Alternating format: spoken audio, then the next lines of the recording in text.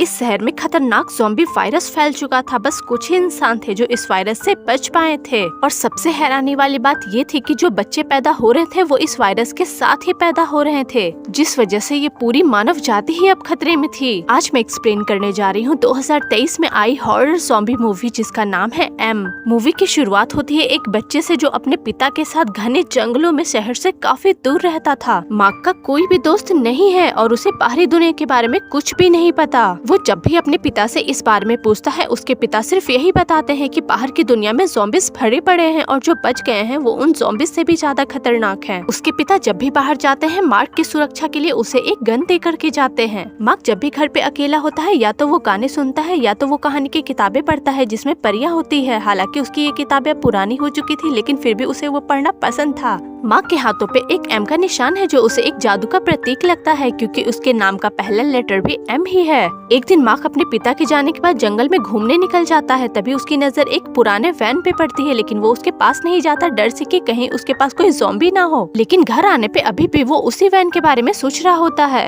अगली सुबह मार्क पानी भरने के बहाने से वापस उसी वैन के पास जाता है और इस बार हिम्मत करके अंदर चला जाता है। अंदर जाने पे वहाँ सब कुछ साफ सुथरा होता है, यहाँ तक कि बच्चों के खिलौने भी होते हैं। तभी उस वैन में मार्क को पीछे से किसी के कदमों की आवाज आती है जिस वजह से वो काफी डर जाता है। लेकिन जब वो पास जाकर देखता है तो वो भी एक बच्चा होता है। इस बच्चे का नाम मिको होता है। मिको को बचपन से ही डाउन सिंड्रोम होता है। अब मिको अपना एक खिलौना मार्क को दे देता है, इसलिए मार्क भी अपना हेडफोन मिको को दे देता है। मिको ने पहली बार कोई संगीत सुना था, इस वजह से वो काफी खुश होता है। जल्द ही दोनों की दोस्ती हो जाती है। अब मार्क वहाँ से जाने लगता है तभी मिको उसे अपना एक खिलौना दे देता है जिसे लेकर वो वहाँ से चला जाता है। अब घर जाते समय रास्ते में मार्क को ऐसा लगता है कि कोई उसका पीछा कर रहा है। वो छिपना चाहता है लेकिन तभी एक औरत बंदूक लिए उसके सामने आ जाती है। मार्क काफी डर जाता है। अब वो औरत उसके हाथ में खिलौना देख लेती है। उसके बाद वो बंदूक नीचे करके उसे प्यार से बोलती है कि बच्चे जल्दी से घर चले जाओ, ये जंगल काफी खतरनाक है। जाते समय वो मार्क को खाने के लिए जंगली फल भी देती है। अब मार्क को थोड़ा शक होता है इसलिए वो उस औरत का पीछा करता है, जिसके बाद उसे पता चलता है कि ये तो मिको की माँ है। उसे देखकर उसे अपनी माँ की याद आती है, हालांकि उसने अपनी माँ को कभी नहीं देखा था।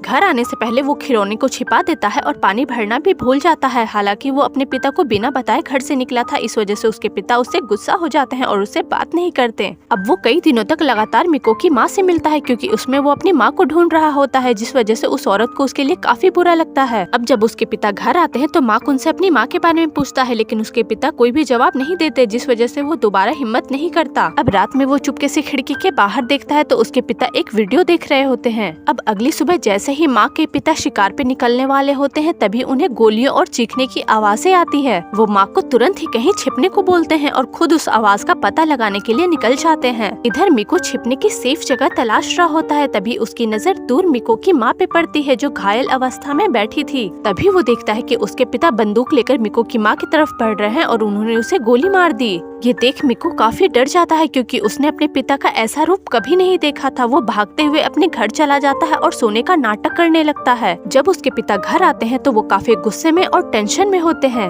वो चीखते चिल्लाते हुए बस एक ही शब्द बोल रहे होते हैं कि वो आ गए हैं। दरअसल वो ज़ॉम्बीज़ की बात कर रहे थे। इधर मार्क अपने कानों में हेडफोन लगाकर अपने पिता को दिखा रहा था कि ना ही उसने कुछ देखा है और ना ही कुछ सुना है। रात में जब उसके पिता सो जाते हैं तो वो चुपके से उनका आईपैड निकालता है और एक वीडियो देखता है। उस वीडियो में एक औरत और बच्ची थी, ये दोनों उसकी माँ और बहन थी। उस समय मार्क पैदा नहीं हुआ था। तभी दूसरी वीडियो में उसे वही औरत दिखती है जो परेशान और डरी हुई थी। वो मार्क से कहती है कि मैं तुमसे बहुत प्यार करती हूँ। तभी उस वीडियो में उसके पिता के गुस्से भरी आवाज आती है, जिसके बाद वो वीडियो बंद हो जाता है। मार्क को ये समझते देर नहीं लगती कि उसके पिता ने ही उसकी माँ को मारा है, जिसके बाद वो गुस्से में अपने पिता को सोते हुए ही हथकड़ी से बांध देता है और अपना बैग लेकर घर से निकल जाता है। वो सीधे अपने दोस्त मिको के पास जाता है और उससे भी अपना सामान पैक करके अपने साथ जंगल से बाहर निकलने को बोलता है। लेकिन मिको उसके साथ नहीं जाना चाहता था क्योंकि वो अपनी माँ का इंतजार कर रहा था, जिसके बाद मार्क उसे सच बता देता है कि उसकी माँ मर चुकी है। मिको काफी दुखी होता है और वो मार्क के साथ जाने के लिए तैयार हो जाता है। अब दोनों बच्चे वहाँ से जाने लगते हैं तभी मार्क को किसी खतरे का एहसास होता है क्योंकि बचपन से ही उसके पिता ने खतरे से बचने के लिए काफी कुछ उसे सिखाया है। जिसके बाद बिना शोर किए हुए दोनों झाड़ियों में छिप जाते हैं और सामने से आ रहे ज़ॉम्बीज़ से बच जाते हैं। ज़ॉम्बीज़ जैसे ही वहाँ से जाते हैं दोनों दौड़ते हुए वहाँ पड़ी एक कार के अंदर बैठ जाते हैं और खुद को लॉक कर लेते हैं। हैं। उसके तुरंत ही बाद ज़ॉम्बीज़ का बड़ा झुंड उनकी कार को घेर लेता है और शीशे पे अपना हाथ मारने लगता है, जिसके बाद कार पलटने ही वाली होती है। दोनों बच्चे काफी डरे हुए होते हैं, जिसके बाद बाहर गोलियों की आवाज आती है और एक एक करके ज़ॉम्बीज़ गिरने लगते हैं, जिसके बाद कार का दरवाजा खुलता है और मार्क वहाँ अपने पिता को देखता है। दरअसल जब उसके पिता की नींद खुली तो वो अपने बेटे को घर पे ना पाकर टेंशन में आ गए। किसी तरह उन्होंने हथकड़ी को खोला और अपने बेटे के पैरों के निशान को फॉलो करते हुए वो इस गाड़ी तक आ गए। उनकी सूझबूझ की वजह से आज दोनों बच्चों की जान बच गई। अब वो मार्क को गाड़ी से बाहर निकालते हैं और उसे ऐसा करने के लिए डांटते हैं। तभी दोबारा से ज़ॉम्बीज़ की चीखें सुनाई देती है, जिससे उसके पिता को एहसास हो जाता है कि ज़ॉम्बीज़ उन्हीं की तरफ आ रहे हैं। जिसके बाद वो अपने बेटे को जल्दी से यहाँ से लेके जाने लगते हैं।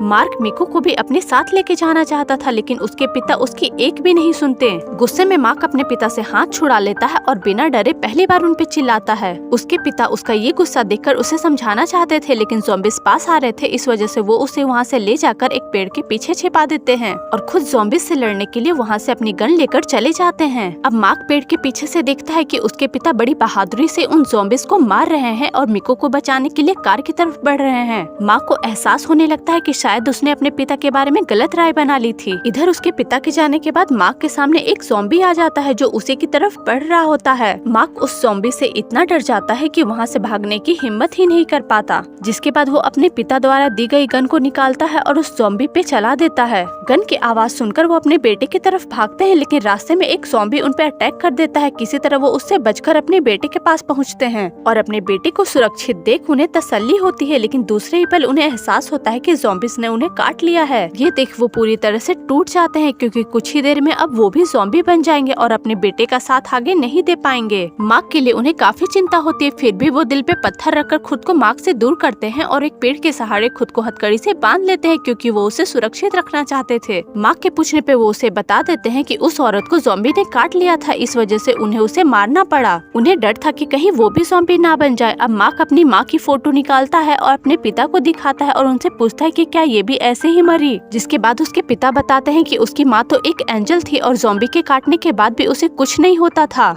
जब सोल्जर्स को इस बात का पता चला तो वो उसे पकड़कर अपने साथ ले गए। ये सब सुनकर माँ को एहसास होता है कि उसने अपने पिता को कितना गलत समझा, लेकिन अब काफी देर हो चुकी थी और इन सब का कोई भी फायदा नहीं था, क्योंकि मार्क के पिता अब ज़ॉम्बी बनने लगे थे। वो उसे जल्द से जल्द यहाँ से जाने को बोलते हैं, जिसके बाद मार्क अपने फ्रेंड मिको को अपने साथ लेता है और वहाँ से जाने लगता है। वहाँ से जाते वक्त उसे गन की आवाज आती है, जिसके बाद उसे पता चल जाता है कि उसके पिता अब नहीं रहे। अंदर से वो काफी दुखी था, लेकिन फिर भी वो खुद को स्ट्रॉन्ग करता है, क्योंकि आगे उसे अपनी माँ को ढूंढना है। 8 से 9 साल के बच्चे इस मुश्किल सफर में अकेले ही निकल पड़े थे। इस घने जंगल में भटकते भटकते ये बच्चे कब इंसानी बस्ती के करीब पहुंच जाते हैं इन्हें पता ही नहीं चलता। आगे उन्हें रेलवे ट्रैक के पास एक घर दिखता है। जब वो उसके पास जाते हैं तो उन्हें कुर्सी पे बैठा एक गन लिए हुए आदमी दिखता है। दोनों बच्चे उस आदमी से कुछ खाने के लिए मांगते हैं। तभी उस आदमी को पता चलता है कि मार्क अपनी माँ को ढूंढने के लिए निकला हुआ है। ये सुनकर उस आदमी को काफी बुरा लगता है। अभी उनके घर से आवाजें आती है, जिसके बाद वो बच्चों को बताते हैं कि मेरे परिवार के सभी लोग ज़ॉम्बी बन चुके हैं और मैं उन्हें मारना नहीं चाहता था, इसलिए मैंने उन्हें कैद कर दिया।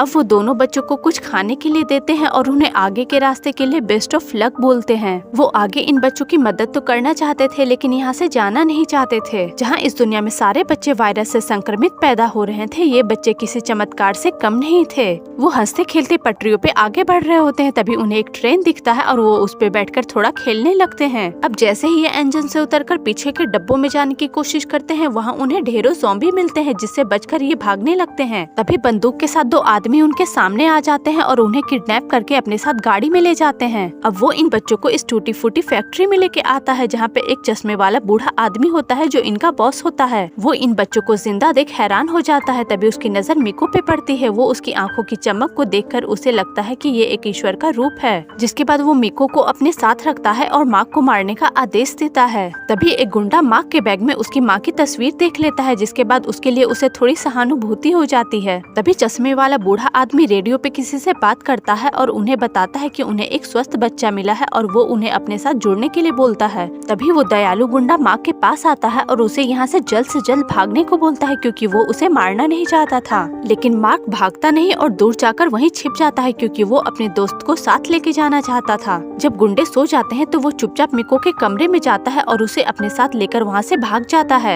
जब सुबह इस बात की खबर बूढ़े आदमी को लगती है तो वो बिना हिचकिचाहट के दयालु गुंडे को मार डालता है। इधर मार्क भटकते हुए एक बिल्डिंग में आ जाता है जहाँ पे उसे नए कपड़े मिलते हैं। अब वो साफ कपड़े पहनकर नीचे मीको के पास जाने ही वाला होता है कि तभी वो देखता है कि वो गुंडे उन्हें ढूंढते हुए यहाँ तक आ गए हैं। मार्क उन्हें देखकर छिप जाता है। अब ये गुंडे मीको को पकड़कर वहाँ से ले जाने लगते हैं। तभी ऊपर से एक ड्रोन आती है और इन पर गोलियों की बरसात हो जाती है, जिसके बाद एक एक करके सभी गुंडे मारे जाते हैं और उनका बॉस भी मारा जाता है। अब मार्क अपने फ्रेंड मीको को बचाने के लिए नीचे भागता है। अब वहाँ पे 2 सोल्जर्स आ जाते हैं, जिसके बाद मार्क उनके सामने आने ही वाला होता है, लेकिन मीको उसे बाहर आने से मना कर देता है। लेकिन मार्क गलती से आवाज कर बैठता है और एक सोल्जर उसी की तरफ बढ़ने लगता है। मीको उसे बचाने के लिए एक गन उठाता है और सोल्जर का ध्यान अपनी तरफ खींचता है। ये देख सोल्जर घबराकर मीको की तरफ फायर कर देता है और मीको मारा जाता है। अपने इकलौते दोस्त को खोने के बाद मार्क पूरी तरह से टूट जाता है, क्योंकि पिता के जाने के बाद एक वही उसका अपना था। मार्क इन सब के लिए खुद को ब्लेम करता है, क्योंकि अगर उसने अपने पिता की बात सुनी होती तो आज उसके पिता और उसका दोस्त दोनों ही जिंदा होते हैं। मार्क अपनी कहानी की किताब निकालता है और गुस्से में उसे फाड़ कर फेंक देता है। उसे विश्वास हो जाता है कि कोई भी परिलोक नहीं है। उसे अपने पिता की वो बातें भी याद आती हैं कि जो इंसान इस धरती पे जिंदा बच गए हैं वो इन ज़ॉम्बीज़ से भी ज्यादा खतरनाक हैं। अब मार्क अपनी माँ को ढूंढते ढूंढते इस जगह पे आ जाता है जहाँ पे सारे बिल्डिंग सब खंडर बन चुके थे, जहाँ पे हर तरफ बस ज़ॉम्बी ही घूम रहे थे।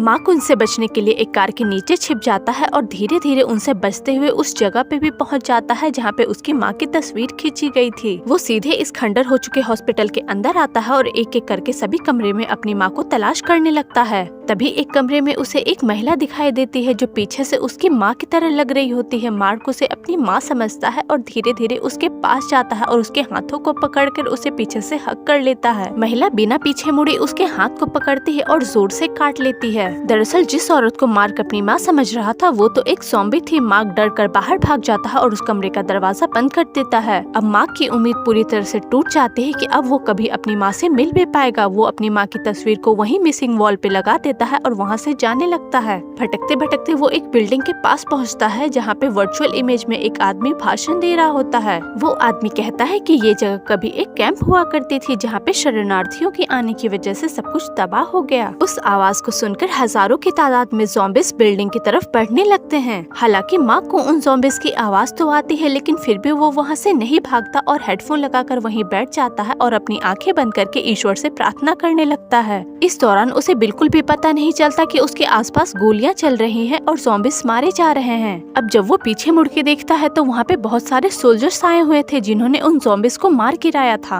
उन सोल्जर्स में एक महिला भी होती है जो मार्क के हाथ पर ज़ॉम्बी के काटने का निशान देख लेती है। वो उसे बस मारने ही वाली होती है कि तभी मार्क उसे गले लगा लेता है। तभी महिला उसके हाथ पे एम का निशान देखती है और वो अपना मास्क हटाकर अपने सैनिकों को बोलती है, रुक जाओ, इसके हाथ में निशान है। जिसके बाद ये लोग उसे अपने साथ एक सेफ जगह पे लेके जाते हैं जहाँ पे शायद इसकी माँ भी हो सकती है। मार्क के हाथ पे एम वाले निशान का मतलब ये था कि वो इस वायरस से इम्यून है और ज़ॉम्बीज़ के काटने पे भी उसे कोई फर्क नहीं पड़ेगा। अब वो सोल्जर्स मार्क को अपने साथ इसीलिए लेके गए होंगे ताकि वो इस वायरस का इलाज ढूंढ सके और मार्क के थ्रू एक वैक्सीन बना सके। इस मूवी में हमें ये नहीं दिखाया गया कि मार्क की माँ कहाँ पे है और उसे किस जगह पे लेके जाया गया है। शायद ये पार्ट 2 के लिए सस्पेंस बनाया गया हो और ये तो हमें तभी पता चलेगा जब इस मूवी का पार्ट 2 आएगा। गाइस, आपको ये मूवी कैसी लगी कमेंट में जरूर बताना और वीडियो अच्छी लगी हो तो लाइक कर दो और मेरे चैनल को भी सब्सक्राइब कर दो।